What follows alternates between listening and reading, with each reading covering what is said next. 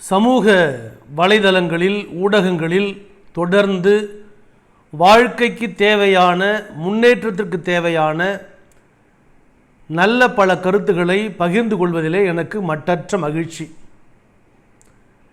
என்னுடைய பேச்சை கேட்பவர்கள், கவனிப்பவர்கள் வாழ்க்கையில் அடுத்த நிலைக்கு முன்னேறுவதற்கு இது உறுதுணையாக இருக்கும் என்ற நம்பிக்கையிலே நல்ல விஷயங்களை நாள்தோறும் சொல்ல ஆசைப்படுகிறேன். முயற்சி எடுத்து செய்தும் வருகிறேன்.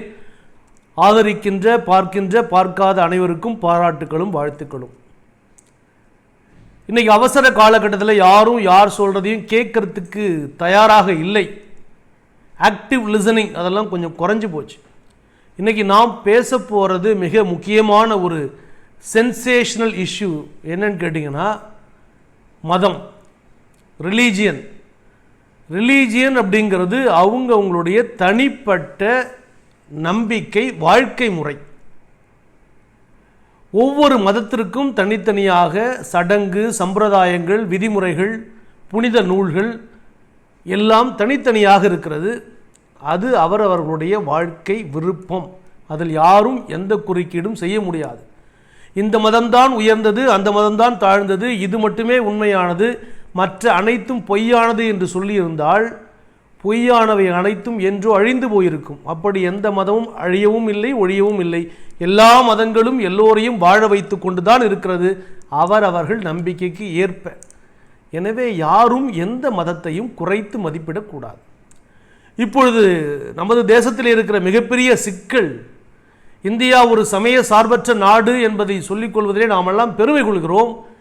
மத நெறி என்பது வேறு, மத வெறி என்பது வேறு. மத நெறியோடு வாழ்கின்ற பொழுது இணக்கம் இருக்கும், அன்பு இருக்கும், சகோதரத்துவம் இருக்கும். இந்த இடத்தில் நாம் ஒன்றை தெளிவாக புரிந்து கொள்ள வேண்டும். சொல்கிறது ஒரு சிம்பிளான எக்ஸாம்பிளாக தான் இருக்கும். மதம், ஆன்மீகம், இந்த தெளிவு வந்துருச்சுன்னா உங்களுக்கு பிரச்சனையே கிடையாது. இப்போ ஒரு ஊர்லேருந்து இன்னொரு ஊருக்கு போகணுன்னா சில பேர் சைக்கிளில் போவாங்க, சில பேர் 2 வீலரில் போவாங்க, சில பேர் 4 வீலரில் போவாங்க, சில பேர் பப்ளிக் டிரான்ஸ்போர்ட்டில் போவாங்க. பட் ஆனால் போக வேண்டிய இடத்துக்கு போய் சேர்ந்துருவாங்க. ஸோ இந்த mode of transportation it varies. அதே மாதிரி தான் இப்போ எல்லார் வீட்லேயும் ஃப்ரிட்ஜ் இருக்குது. மாவு அரைச்சி சனிக்கிழமை ஞாயிற்றுக்கிழமை ஏற்றி ட்ரெயினில் ஃபுல்லாக உள்ளே வச்சிட்றாங்க இல்லையா?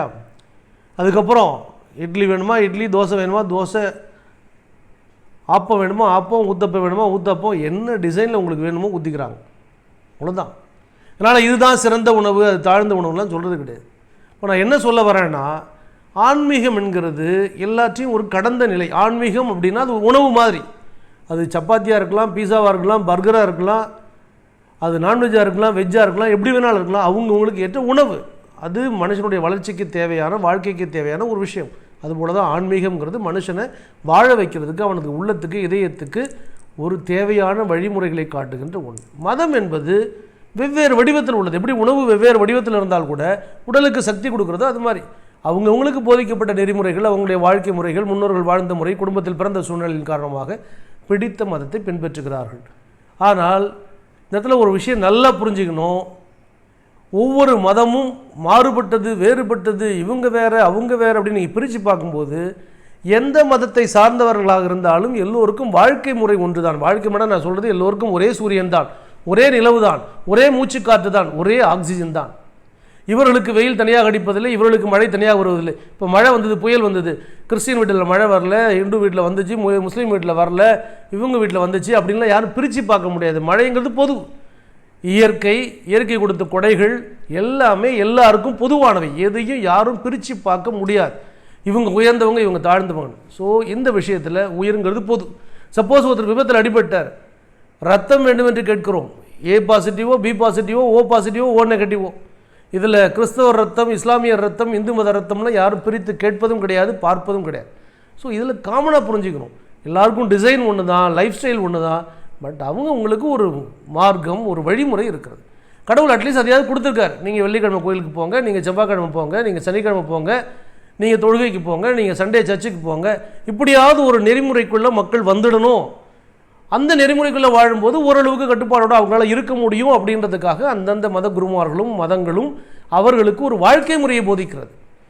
எனவே எல்லோரும் தயவு செய்து புரிந்து கொள்ள வேண்டும், எல்லோருக்கும் ஒற்றை சூரியன் தான், ஒற்றை நிலவு தான், ஒற்றை காற்று தான். ஸோ எவ்வளோ பொருட்கள் இருக்குது, உணவுப் பொருட்கள், இது இவங்க நிலத்தில் வாங்கி இவங்களே விளைவிச்சு அந்த மதத்தை சார்ந்தவங்களே சாப்பிடலாம் கிடையவே கிடையாது. காய்கறி எல்லாருக்கும் போதும், யார் சாப்பிட்டாலும் சத்து வரும், முடிஞ்சு போச்சு. ஸோ இந்த ஒரு அண்டர்ஸ்டாண்டிங் வந்துருச்சுன்னா ஈஸியாக இருக்கும். அதாவது வேறுபாடு, அவங்கவுங்களுடைய வழிமுறைகள் வேறுபாடு, நடைமுறைகள் வேறு, இதை புரிஞ்சுக்கிட்டு அடிப்படை எல்லாம் ஒன்று தான். ஸோ மதம் என்பது வெவ்வேறு வழிமுறைகள், ஆன்மீகம் என்பது எல்லாத்தையும் ஒருங்கிணைக்கின்ற பல ஆறுகள் ஓடுகின்றது பல திசைகளிலே, கலப்பது என்னவோ சங்கமிப்பது என்னவோ கடலில் தான். பல சாலைகள் ஒரு சந்திப்பு. அதே போல தான் ஆன்மீகம் என்பது யாரோ ஒரு படைத்தவர் இருக்கிறார், ஒரு மாபெரும் சக்தி இருக்கிறது என்பதை உணர்ந்து கொள்ள முடியும். இதெல்லாம் அறிவாளை தெரிந்து கொள்ள முடியுமா? ஆண்டவனை இதுவரை நேரில் பார்த்தவர்கள் யாருமே கிடையாது, எந்த மதத்தை சார்ந்தவர்களாக இருந்தாலும் சரி. ஆண்டவனை அறிவால் அறிந்து கொள்ள முடியாது. அப்பொழுது அனுபவத்தால் புரிந்து கொள்ள முடியும். உங்களுடைய பல்வேறு வாழ்க்கை சூழல்கள், சிக்கல்கள், துன்பங்கள், துயரங்கள், சந்தோஷங்கள், இவற்றெல்லாம் ஒரு காலகட்டத்தில் வயது வித்தியாசத்திற்கு ஏற்றால் போல் உங்களுக்கு அதை உணர்த்தும். அது உங்கள் நம்பிக்கை, முழுக்க முழுக்க உங்கள் அகநம்பிக்கை. எனவே மதங்களின் பெயரால் மனிதர்களை பிரித்து பார்ப்பது என்பது ஒரு மதியீனமான செயல். முதலில் அதற்கு ஒரு முற்றுப்புள்ளி வைக்க வேண்டும். கடவுளை உண்மையாக உணர்ந்தவர்கள், அனுபவித்தவர்கள், ஒரு மனதோடு வழிபடுபவர்கள் எந்த அடிப்படை காரணமும் இல்லாமல், இந்த முகாந்திரமும் இல்லாமல் மனிதர்களை இந்த அடிப்படையில் வேறுபடுத்தி பார்க்கவே மாட்டார்கள்.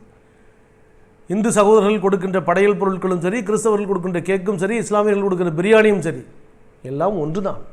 அதில் எந்தவித மாற்று கருத்தும், எல்லாம் மனம்தான் காரணம். எனவே வேறுபாடுகளை களைந்து தூக்கி எறிவோம், மத நல்லிணக்கத்தோடு வாழ முற்படுவோம்.